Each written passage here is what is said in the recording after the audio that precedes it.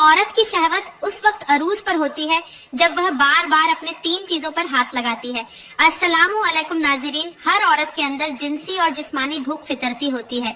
हर औरत मर्द के साथ हमबिस्तरी करने की ख्वाहिश करती है। हर रंग, हर नस्ल और हर जुबान वाली औरत शहवत का शिकार होती है। शादीशुदा और गैर शादीशुदा औरतों की शहवत में फर्क होता है।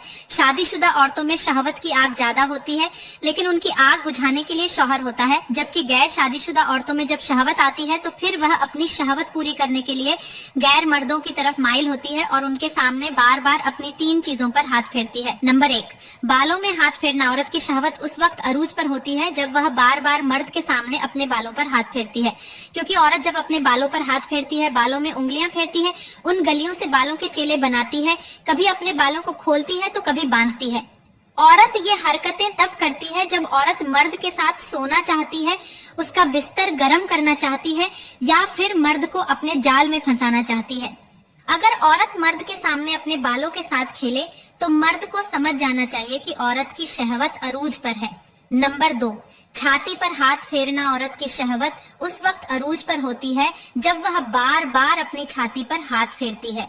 जब औरत मर्द को देखकर अपना दुपट्टा उतार लेती है और तंग ब्लेजर पहनकर अपनी छातियों की नुमाइश करती है और कभी कभी तो अपनी छाती को गीला करके मर्द के सामने खोल देती है।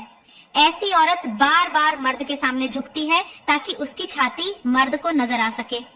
औरत ये हरकतें तब करती है जब उसको मर्द के जिस्म की भूख लगती है, उसको मर्द के साथ सोने की ख्वाहिश होती है और गैर मर्द से अपने जिस्म की गर्मी मिटाने के लिए शर्म की सारी हदें पार कर लेती है।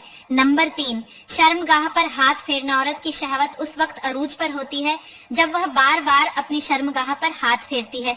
जब औरत को कोई मर्द पसंद आ जाता है, चाहे वह औरत शादीशुदा हो या गैर शादीशुदा, उस मर्द के जिस्म को अपनी तरफ जरूर माइल होती। जब ऐसी औरत अपने पसंदीदा मर्द को देखती है तो उसके सामने अपने बालों में हाथ फेरती है, अपनी छाती पर हाथ फेरती है और जब मर्द उसकी तरफ माइल हो जाता है, उसके जाल में फंस जाता है, तो फिर औरत अपनी शर्मगाह पर हाथ फेरकर उसको अपने बिस्तर तक आने का इशारा देती है और अपनी जिनसी भूख हम बिस्तरी के जरिए मिटा देती है। मुबारक है वह लोग जिनके पास नसीहत के लिए अल्फाज नहीं बल्कि उनके अपने अमल हैं। वही लोग अपनी